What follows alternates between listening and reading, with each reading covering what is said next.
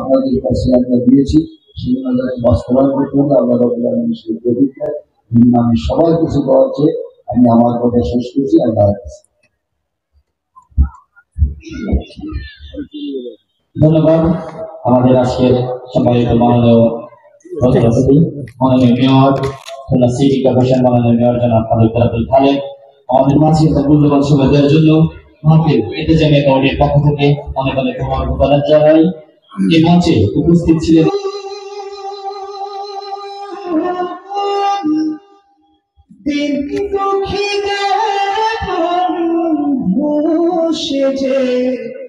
মোহাম্মদ রাসূল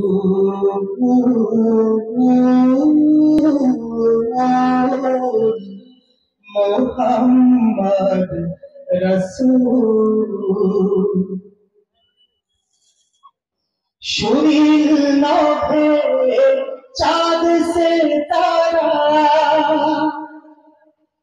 যার নামেতে মাতো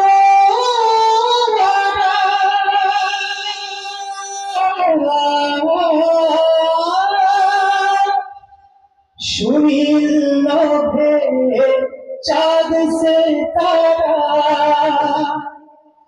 যার নামেতে মাতো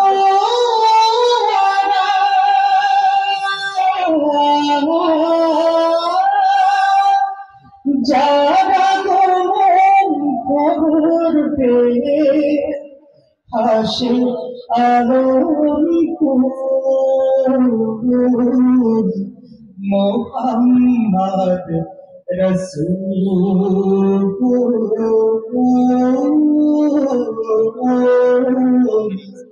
মোহাম্মদ রাসূল। গজলের মধ্য দিয়ে সামনে যে ফাঁকা জায়গা ফুল করে বসে কেউ করো তারপর বড় গ্যাপ যেখানে কেউ হবে না তোমার সঙ্গে সাথী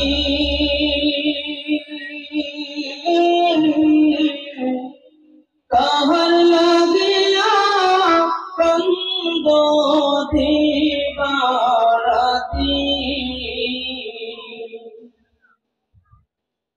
আপনা মহিলা চলে ভক্ত সারা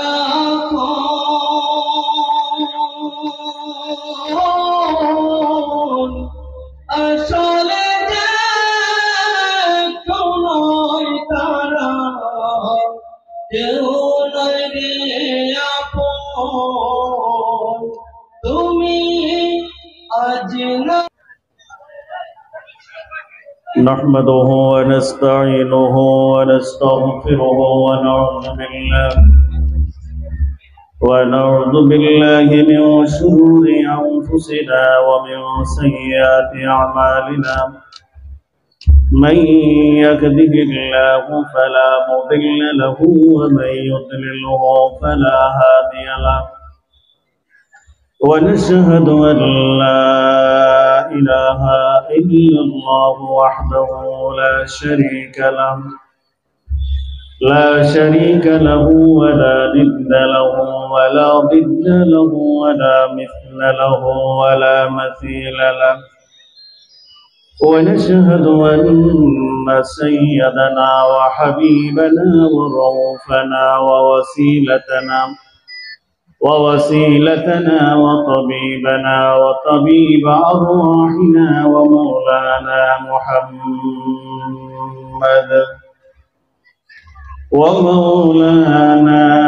محمدا عبد الله ورسوله الذي أكمل الله به فصل النبوة أي ختم الله به النبوة وحكم أن لا نبي بعده وأعلن في القرآن بالبرهان أنه خاتم النبيين لا نبي بعده الذي أرسله الله بالحق بشيرا ونذيرا وداعيا إلى الله بإذنه وسراجا منيرا أما بعد فقد قال الله تعالى في كلامه المجيد والفرقانه الحميد সবাই আমার সাথে পড়ুন আউযু বিল্লাহি মিনাশ শাইতানির রাজিম মন খুলে বলুন আউযু বিল্লাহি মিনাশ শাইতানির রাজিম বিসমিল্লাহির রাহমানির রাহিম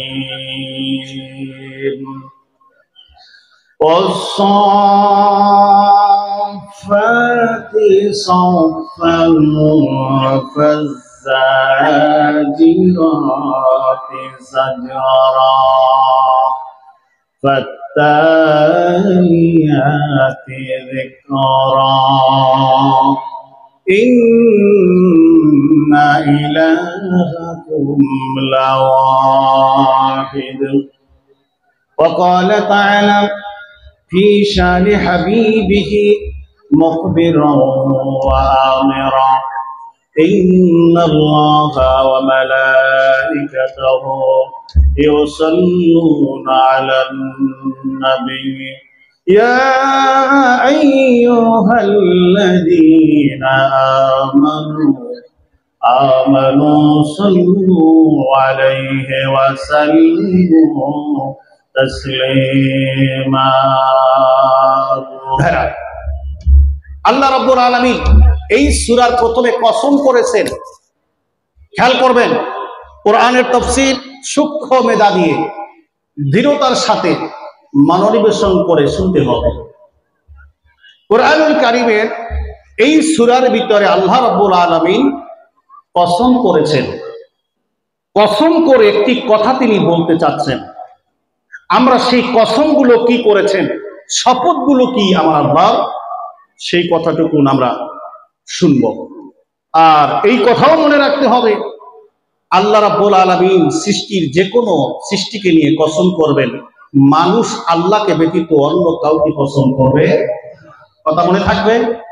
যদি সম্ভব হয় আমার সাথে একটু করুন। বিসমিল্লাহির রহমানির রহিম as-saffati saffa। আল্লাহ কসম করেছেন, যারা কাতার বন্দী সারিবদ্ধ হয়ে আল্লাহর ডিউটি পালন করে। সুবহানাল্লাহ। সারিবদ্ধ হয়ে দাঁড়ানো এমন আল্লাহর বান্দা, আল্লাহর সৃষ্টি, যারা হলেন ফেরেশতা। তারা কারা? ফেরেশতা। আমরা এখান থেকে প্রথমেই জানলাম যে সূরাতুস সাফফাতের শুরুতে কাতারবদ্ধ হয়ে সারিবদ্ধ হয়ে দাঁড়িয়ে থাকা এক শ্রেণীর ফেরেশতাদেরকে নিয়ে আল্লাহ কসম করেছে। আল্লাহ রাব্বুল আলামিন কুরআনুল কারীমে বলে দিয়েছেন, ইন্নাল্লাহা ইউহিব্বুল লাযীনা ইউকাতিলুনা ফী সাবিলিহি সাফফান কান্নাহুম বুনিয়ানুম মারসুস। নিশ্চয় আল্লাহ রাব্বুল আলামিন পছন্দ করেন, ইন্নাল্লাহা ইউহিব্বুল লাযীনা, নিশ্চয় আল্লাহ রাব্বুল আলামিন পছন্দ করেন ওই সমস্ত মানুষদের যারা যুদ্ধের ময়দানে গিয়ে তারা কাতার বন্দী হয়ে যুদ্ধের ময়দানে অবস্থান করে, আর তাদের কাতার বন্দী এত মজবুত হয়ে যায়, সীসা ডালা প্রাচীরের চাইতেও শক্ত হয়ে যায়। ধরে বলুন সুবহানাল্লাহ। কাতারবদ্ধ হয়ে শক্ত হয়ে দাঁড়ানো মানুষের আল্লাহর হুকুম পালনে এই বৈশিষ্ট্যটা সম্পূর্ণ ফেরেশতাদের। কাদের? আল্লাহ রাসূল সাল্লাল্লাহু আলাইহি সাল্লাম বলেন, আলা তাসাফুনা কামা তাসাফুল মালাইকাতু ইনদা রাব্বিহা। ও আমার সাহাবায়ে কেরাম, তোমাদের কি আমি কাতারবদ্ধ হতে কি বলবো না? যেমনি ভাবে কাতারবদ্ধ হয়ে দাঁড়িয়ে থাকেন ফেরেশতারা তার রবের সামনে এমন সুন্দর একটা কাতার বন্দী হয়ে থাকার ব্যাপারে আমি কি তোমাদের বলবো না? সাহাবায়ে কেরাম বলেন, ক্বালু কাইফা তাসফুল মালাইকাতু ইনদা রাব্বিহা, হে আল্লাহর রাসূল, ফেরেশতারা কেমন করে আল্লাহর সামনে কাতার বন্দী হয়ে দাঁড়ায়? আমার আল্লাহ রাব্বুল আলামিন ফেরেশতাদেরকে কেমন করে কাতার বন্দী হয়ে দাঁড়িয়ে থাকার জন্য পারমিশন দিয়েছেন? আল্লাহর নবী বলেন, আল্লাহ রাব্বুল আলামিনের সকল ফেরেশতা যারা আসমানে ডিউটি করে, কেউ এলোমেলো জীবন যাপন করে না, তারা সারিবদ্ধ হয়ে একের পর এক কাতার বন্দী হয়ে তারা ডিউটি পালন করে। এই জন্য সেই সাহাবায়ে, সেই ফেরেশতাগণ আল্লাহ রাব্বুল আলামিনের সামনে কাতার বন্দী হয়। প্রথম কাতার দেওয়ার পরে দ্বিতীয় কাতার দেয়, দ্বিতীয় কাতার পূর্ণ হওয়ার পরে তৃতীয় কাতার পূর্ণ করে। সুবহানাল্লাহ বলেন। ইউতিম্মুনা সাফাল আউয়াল ওয়া ইয়াতারাসুনা ফিস সাফে, ফেরেশতারা আল্লাহর সামনে কাতার বন্দী হয় এমন ভাবে পূর্ণ আকাশ জুড়ে একটা কাতার হয়ে যাবে। ওই কাতারটা পূর্ণ হওয়ার পরে আর একটা কাতার শুরু হয়ে যাবে এবং দুইজন ফেরেশতার মধ্যে কোন রকম ফাঁকা থাকবে না।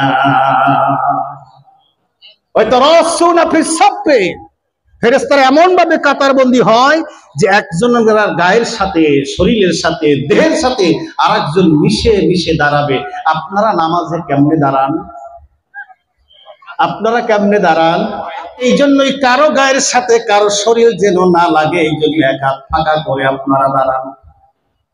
কিন্তু ফেরেশতাদের দাম আপনাদের চাইতে কম, তাই মনে হয় তারা গায়ে গায়ে মিলে দাঁড়ায়, কারণ কাপড় নষ্ট হলে পাইবে কোথায়? কি কথা এরকম? সাহাবায়ে কেরাম কাঁধে কাঁধের সাথে এমন ভাবে মিলতাল করতেন যেন তাদের কাপড়ে, জামার উপরে কালো দাগ পড়ে যেত, গামের ময়লার দাগ পড়ে যেত। সুবহানাল্লাহ বলা যাবে না? সাহাবায়ে কেরাম এমনি ভাবে রাসূলের সামনে দাঁড়াতেন ইমামতির সময়। সাহাবী এক সাহাবী আরেকজনের সাথে এমন ভাবে দাঁড়াতেন, রাসূল বলছেন, সুদ্দুল খালাল ওয়া তুরাসুল খালাল ফি সাফিকুম, তোমরা তোমাদের কাতারের মধ্যে কোনো ফাঁকা রাখবে না, তোমরা এমন ভাবে দুইজন মিলে মিলে দাঁড়াবে। হাসু মানাকিবিকুম, তোমরা দুইজনের কাঁধ একজনের কাঁধের সাথে মিলতাল করে তোমরা নামাজে দাঁড়াও। ওই রকম নামাজে যদি তোমরা দাঁড়াও, আমি আল্লাহ রাব্বুল আলামিনের কাছে তোমাদের নামাজকে আমি আল্লাহর কাছে পৌঁছাই দিতে সক্ষম হব। বলে বলুন সুবহানাল্লাহ। অনুরূপ ভাবে নামাজে যারা সঠিকভাবে কাতার বন্দী হয়ে যারা নামাজ আদায় করবেন, আল্লাহ রাসূল বলেন, ফাইন্নী আরাকুম মিন ওয়ারাই যাহরি, আমি ওই রকম নামাজে যখন দাঁড়িয়ে যাই, নামাজের সামনেও যেমন পিছু দেখি তেমন। সুবহানাল্লাহ বলেন। সামনে যেমন দেখি পিছনেও তেমন দেখি। আর ওই নামাজ চলে যায় আল্লাহ রাব্বুল আলামিন পর্যন্ত। ও সাহাবীরা, সেইভাবেই কি তোমাদের কাতার সুন্দর করে মাঝখানে ফাঁকা পূর্ণ করে, কাঁধে কাঁধে মিল করে, তোমাদের হাঁটুতে হাঁটুতে, কাঁধে কাঁধে মিল করে তোমাদের কাতার বন্দী হতে হবে। এই আমলটা আমরা কারা কারা করতে রাজি আছি? হাত তুলে দেখা। আলহামদুলিল্লাহ। তাহলে দুইটা হয়ে গেল। মানুষ মানুষের নামে কসম করবে না, মাখলুক মাখলুকের কসম দেবে না। নাম্বার 1 নম্বরে শিখলাম। 2 নম্বরে জানলাম, আর নামাজের ভিতরে আমাদের নামাজ পড়তে হবে কাঁধে কাঁধে সুন্দর করে মিল করে, হাঁটুতে হাঁটুতে মিল করে, ব্যালেন্স রক্ষা করে। যদি আমাদের নামাজ আমরা আদায় করি, মাঝখানে ফাঁকা না রাখি, তাহলে আমাদের এই চরিত্রটা হয়ে যাবে ফেরেশতাদের চরিত্র। আলহামদুলিল্লাহ। ওয়াসাফাত সাফাহিয়াল মালায়েকা, এরা হচ্ছেন ফেরেশতা। এই ফেরেশতারা আকাশে সারিবদ্ধ হয়ে থাকে। হযরতে আব্দুল্লাহ ইবনে রাওহাব তিনি সাহাবীদের কোন একটা মজলিসে বসে বলছিলেন, লাউনা আলামু আন্নি, যদি আমরা জানতে পারতাম আইয়ুল আমালে আহাব্বু ইলাল্লাহ, আল্লাহর কাছে কোন কাজটা সবচাইতে বেশি প্রিয়, এমন আমল যদি আমরা জানতে পারতাম, জীবনের শেষ রক্তবিন্দু থাকা পর্যন্ত ওই আমলটা আমরা কোনোদিন ছাড়তাম না। এমন একটা আমল যদি আমরা জানতাম যে আমলটা আল্লাহ বেশি পছন্দ করেন। আল্লাহর নবীর দরবারে আল্লাহ নবীর খেদমতে জিবরাইল আমিন হাজির। ইন্নাল্লাহ ইউহিব্বুল লাযীনা ইউকাতিলুনা ফি সাবিলিহি সাফা, সাফান কান্নাহুম বুনিয়ানুম মারসুস। সুবহানাল্লাহ বলেন। আল্লাহ বেশি পছন্দ করেন আব্দুল্লাহ ইবনে রাওহা, আল্লাহ বেশি পছন্দ করেন যারা সারিবদ্ধ হয়ে সীসা ঢালা প্রাচীরের মতন শক্ত ভিত্তি তৈরি করে মজবুত হয়ে দাঁড়াও, তোমাদের উপরে আমি আল্লাহর রহমত থাকবে। সুবহানাল্লাহ বলেন, আরো জোরে বলুন সুবহানাল্লাহ। এবার রাসূল সাল্লাল্লাহু আলাইহি সাল্লাম আয়াতখানা শোনায় দিলেন আব্দুল্লাহ ইবনে রাওহার ব্যাপারে। আর আব্দুল্লাহ ইবনে রাওহা শোনার সাথে সাথে চিন্তা করলেন, আজকের আমার সিদ্ধান্ত হয়ে গেল, যদি আমি কোন যুদ্ধ আমার সামনে এসে যায়, যদি যুদ্ধের ময়দানে আমাকে লড়াই করার প্রয়োজন হয়, তাহলে আমি এই কথা অনুযায়ী আমি আল্লাহর কাছে প্রিয় আমলকে আমি যেন মঞ্জুর করে নিতে পারি। এই জন্য ৮ম হিজরিতে মুতার যুদ্ধে আব্দুল্লাহ ইবনে রাওহা ৩ নম্বরের আমির ছিল আব্দুল্লাহ ইবনে রাওহা। তিনি সেই যুদ্ধের ময়দানে 12 জন শাহাদাত বরণ করেছিলেন। তার মধ্যে আব্দুল্লাহ ইবনে রাওহা তিনিও শাহাদাত বরণ করেছেন। জোরে জোরে বলুন সুবহানাল্লাহ। আব্দুল্লাহ ইবনে রাওহা যুদ্ধে ডাক পেয়ে গেলেন ৮ম হিজরিতে। রাসূল সাল্লাল্লাহু আলাইহি সাল্লাম সাহাবীদেরকে তৈরি করলেন এবং ৩ জনকে লিডার বানায় দিলেন। হযরত যায়েদ রাদিয়াল্লাহু তাআলা আনহু, আবু জাফর রাদিয়াল্লাহু তাআলা আনহু এবং আব্দুল্লাহ ইবনে রাওহা, এই ৩ জন নেতা নির্বাচন করে দিলেন মুতার যুদ্ধ পরিচালনা করার জন্য। যায়েদ যদি শহীদ হয়ে যায়, জাফর তুমি যাওয়া। জাফর যদি শহীদ হয়ে যায়, আব্দুল্লাহ ইবনে রাওহা আসবে। আব্দুল্লাহ ইবনে রাওহা এই কথার টোন বুঝেই তিনি কান্না শুরু করলেন। কারণ রাসূল বললেন, যায়েদ বিদায় হয়ে গেলে তুমি জাফর, আবার জাফর বিদায় হয়ে গেলে তুমি ধরবেন। অর্থ হলো উনি শহীদ হয়ে যাবেন, রাসূল যা বলেছেন তা নিশ্চিত হয়ে যাবে, আমারও শাহাদাত বরণ করতে হবে। তাহলে আজকে মুতার প্রান্তর থেকে আর ফিরে আসার সুযোগ নাই। এই জন্য কেঁদে দিলেন। ওয়াদান নাসু উমারায়ে রাসূলিল্লাহ সাল্লাল্লাহু আলাইহি ওয়াসাল্লাম ফাবাকা আব্দুল্লাহ ইবনে রাওহা। সুবহানাল্লাহ। সবাই বিদায় জানালো, ৩ আমিরকে বিদায় জানালো। মদিনার মুসলমান সবাই আমির ৩ জনকে বিদায় জানালেন। এবার তারা রওনা হয়ে গেল। আব্দুল্লাহ ইবনে রাওহা চোখের পানি ফেলে আফসোস করলেন যে আমার আজকের শুক্রবারের দিন, আজকের জুমার নামাজ আমি কোথায় পড়ব? আল্লাহ রাসূলের পিছনে শেষবারে জীবনের যদি জুমার নামাজটা আমি আদায় করে যেতে পারতাম, আমি মুতার প্রান্তরে শাহাদাত বরণ করব, আর আমি রাসূলের সাথে জীবনের শেষ নামাজটুকু কাতার বন্দী হয়ে রাসূলের পিছনে আদায় করতে পারতাম, তাহলে আমার জীবনে কোনো আফসোস থাকতো না। এই জন্য আব্দুল্লাহ ইবনে রাওহা কিছু দূর যাওয়ার পরে আবার ফিরে আসলে। সুবহানাল্লাহ। জিজ্ঞাসা করা হলো, রাসূল সাল্লাল্লাহু আলাইহি ওয়াসাল্লাম, আব্দুল্লাহ ইবনে রাওহা কি ব্যাপার? সবাই চলে গেল, তুমি ফিরে আসলে কারণ কি? ইয়া রাসূলুল্লাহ হাবিবাল্লাহ, আমার ভিতরে মা ফি হুব্বুদ দুনিয়া ওয়া মা ফি, আমার মধ্যে দুনিয়ার কোনো মহব্বত নাই আমার জন্য, তোমাদের কারো সাহাবীদের ভালোবাসার জন্য নয়, দুনিয়ার কোনো প্রেম মহব্বতের জন্য আমি ফিরে আসি নাই। আমি আসছিলাম সামিতু রাসূলুল্লাহ সাল্লাল্লাহু আলাইহি ওয়াসাল্লাম ইয়াকরাউ আয়াতাম মিন কিতাবিল্লাহি ওয়া ইন মিনকুম ইল্লা ওয়ারিদুহা। সুবহানাল্লাহ বলুন। আমি রাসূল সাল্লাল্লাহু আলাইহি সাল্লামের কাছে আমি একখানা তেলাওয়াত, কোরআনুল কারীমের একখানা তেলাওয়াতকৃত আয়াত শুনেছিলাম। ওয়া ইন মিনকুম ইল্লা ওয়ারিদুহা কানা আলা রাব্বিকা হাতমান মাকদিয়া। ওই সেই পুলসিরাতের কথা, ওই সেই সিরাতের কথা আপনারা শুনছেন। পুলসিরাত পার হতে হবে, শুনছেন কিনা? সেই সিরাতের কথা আয়াতের ভিতরে তেলাওয়াত হয়ে গেল। অবশ্যই সকলের জন্য নির্ধারিত ওই দিন তোমাদেরকে ওই সিরাত পার হয়ে যেতেই হবে, কাউর রক্ষা নাই, পার হয়ে যেতে হবে। আব্দুল্লাহ ইবনে রাওহা চিন্তায় করলেন, আমি যদি মুতার প্রান্তরে আজকে বিদায় হয়ে যাই, আমি কি ওই দিন ওই সিরাত পার হয়ে কি যেতে পারবো কি পারবো না? এই জন্য আমি কাঁদতেছি না।